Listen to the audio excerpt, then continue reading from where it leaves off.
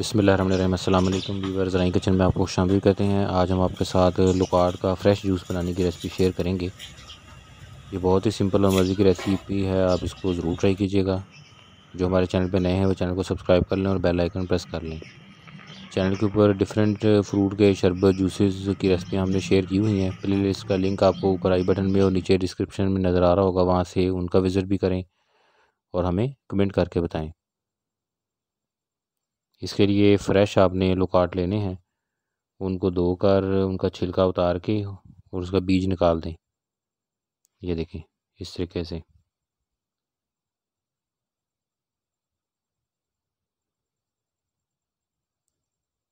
जग में पहले ये लुकार्ड डालें।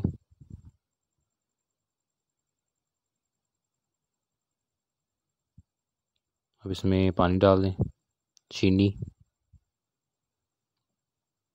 और थोड़ा नमक।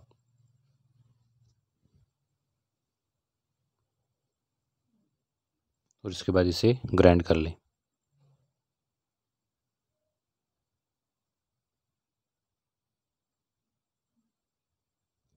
और गिलास में बर्फ़ डाल के इसमें अब जूस डाल दें। तो ये हमारा फ़्रेश लुकार्ड का जूस तैयार हो गया है। रेसिपी ज़रूर ट्राई कीजिएगा। अल्लाह पाक हमें आसानियाँ अता फ़रमाए और आसानियाँ तक़सीम करने की तौफ़ीक अता फ़रमाए। दुआओं में याद रखिएगा। जज़ाकल्लाह।